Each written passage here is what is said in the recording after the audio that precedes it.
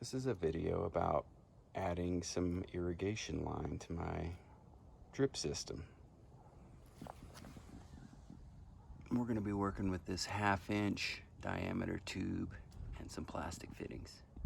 This is the source of the water for our irrigation system, and it is coming out of that. It's plumbed into the house's plumbing, comes through here, and then goes to this box in which spiders like to live, and it comes down the pipe over, and we just have 2 zones, and these valves will open and close on a timer. One goes to the front yard and one goes to the backyard. You don't have to have this set up. You can buy a setup that just hooks onto your spigot. I'm sure you can even buy timers and things like that. Valves and whatever you need. This is where we'll be tapping into an existing, this is the front yard main line. And I'll just give you a quick tour here. We're gonna do a T-fitting here, and then I've raked back the gravel and head for this fence line in here. And I'm just gonna leave it exposed. This new run will just be exposed at this point. And I'm gonna go 2 directions. I'm gonna tuck it behind these posts and kind of go to the end of the fence. Then we'll take off along the fence this way, go down to that corner, make a turn, and then just go all the way to our gate, which is hidden behind that vine there. Okay, here we go. I'm just gonna make a cut right here, and then we will put the fitting in. Let's talk about tools for a second. This is not gonna be strong enough to cut this pipe, and this can be dangerous. The pipe is pretty tough, and if it lets go on you, that's when you could hurt yourself. And I think these utility shears are gonna be just right. Okay, line's cut, some water coming out. Make sure your timer or valve is closed at the source. You don't want this coming on while you're working on it. Okay, here's a little something we got to think about. This hose was put in first, and I don't know what the brand is, but what I buy here locally is this brand, and it comes, you can buy these fittings. This, when I put it on, I just did it cold. I didn't heat the tube to make it soft or anything, and it went on pretty easy, too easy. So what I'm gonna do to prevent a blowout is just on these, it's the old hose that seems to be a larger diameter, I'm gonna put these hose clamps on there. Over here, I'll be using what goes with the system, and I don't think this step will not be required from here on, and when we go the 2 different directions. Lucy, say hi.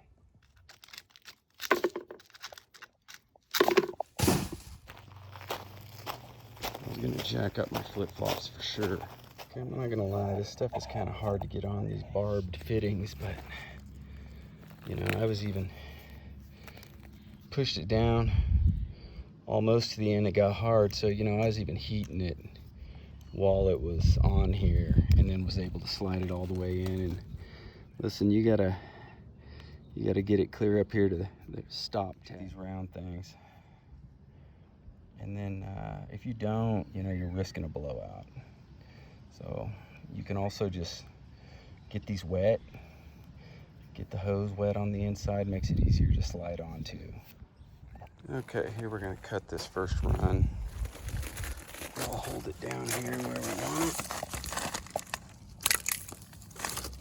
and we'll cut it, Okay, here's where we're at. I want to talk about this connection. And I tell you, it was way easier having this up close to me where I can really wrench on it to get those hoses down all the way. I had to use my flame on each one, and I just wanted to mention too, you don't want to use any tools to try and get these on. As hard as it may be, you'll end up accidentally cracking the fitting somehow, and you may not even see it. It may be cracked underneath, and maybe the crack doesn't show. Well, that's not good, you know. Probably be all right, but anyway, let's move on here. We got this run pretty much finished. We'll tuck it in, and then we will go down to that corner of the fence and make a right-hand turn. Okay, here we are at the end of this right-hand run. That's just a cap that came, piece of packaging. And we're gonna use this to end this run. And you just kink the hose back on itself. Put this on, kink it, and then slide this up onto to hold the hose pinched shut. I'll show you. Okay, there's what that's looking like. I've never used one of these, so hopefully no surprises when we turn it on. Real quick, here's another option you can use on an end. This fits over the exterior of the hose. And then look, on this end, you've got it looks like you could hook up a hose, you know?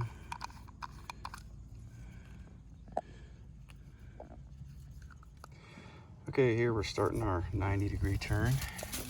And I just held the hose coil down here, you know, just on the outside of the post. I'll weave it in next. And that's how I came up with the length. Here we are on the other side of the fence. We're gonna hook it up, and then we'll pull it tight. Here's our next addition to the system is we are going to, this is just kind of an extension of the end, you might say. We've got kind of this end of the run. So this will show you how I handle the end of a run as opposed to the inline splice we did over there on the other side of the yard. I'm just gonna, right here, I'm gonna cut this here. This is the direction of the water flow. We're gonna cut here. We'll get rid of that, try and use it somewhere else. We'll do a 90-degree where we make the cut, and then we'll take off to the fence line.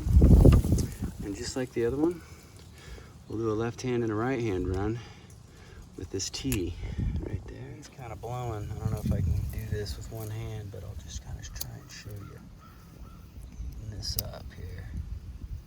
Getting that fitting kind of, and then I'll come over here to the other side. Try and get that warmed up. Just softened enough I can slip it on. There we go. It slid down there out of the way. I kick it around 4 inches.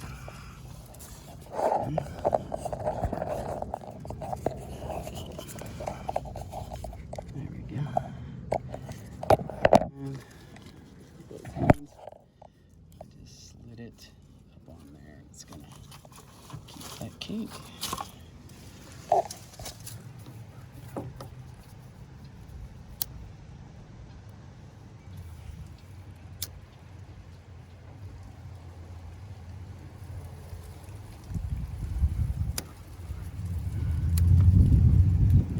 It's getting windy. I'm gonna heat up this fitting too. Helps, I think, just so the tube doesn't, cool off while I'm just trying to slide it on. Let's see how that does. Come on. Yep. Okay, now I'm gonna reheat it. Get hot again. All right, just gotta go another 1/2 inch or so. Here we go.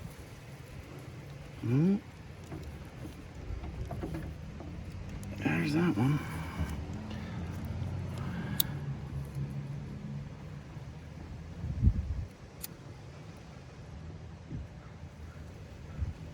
Hard to get the top. Okay, the wind's kicking. Do what I can here. That wind's blowing. Oh yeah, come on. Get it hot. Get it hot. Here we go.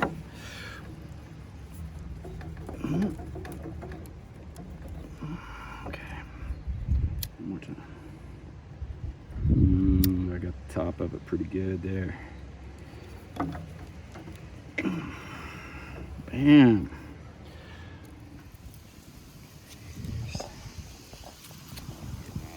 This is just the end of the socket. Just to snug it. There we go. Just to get it tight.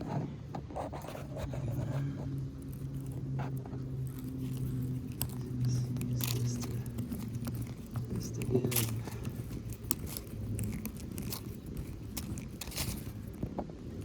That's there. Okay. That's about where I want it. Halfway. Length of the barb is about here. I'm gonna put it there. Put this kind of sharp metal part facing down. Somebody has to deal with that. Then hook it up to this. And don't over tighten this. I mean, this is overkill for, the tool could crush it, you know. Could crush the plastic fitting underneath. So just get it. See? That's good. Okay, I kind of pulled the hose around and out, and then I wrenched it on up here and then tucked it back in there. Okay, here we are wrapping up the last open end. We'll put our little kink end fitting on there and finish up. Okay, there's that. I'll just tuck that over here for now. And I think I'm gonna enjoy just having this on the surface so that anywhere we want to put a plant or,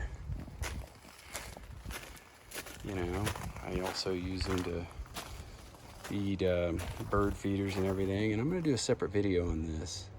These are this is what the dripping line looks like. It's like a 1/4 inch tube that you come down and you can plug it into this feeding line. But anyway, yeah, I had the rest of a coil. I just decided to go clear down the fence line with it. Obviously, there's a little tidying up to do. But let's get back to where we tied in there. Through there. Coming up. Our 90 degree we did. Back over to where we tapped into the end of a line. And then, one fitting we didn't use in this video is just, oh, that's not it. Here somewhere, here we go. This is just connects 2 lines. So see, I have a couple of pieces left over from the project. That's actually the used line we cut off, and it's perfectly fine to use again. And you can connect them with this one. You can just put one in between like that. So another thing you can, you've got these leftover coil or whatever, hang on to these. This comes with the coil, and that's something to point out is you don't want to get like sand or dirt in these tubes as you're working with them. So this is what came with it, and you can seal up the end of these if you're just going to throw them behind your barn or garage or whatever and save them for later. But if you don't have these, you can use duct tape or something. Keep that sand out of there.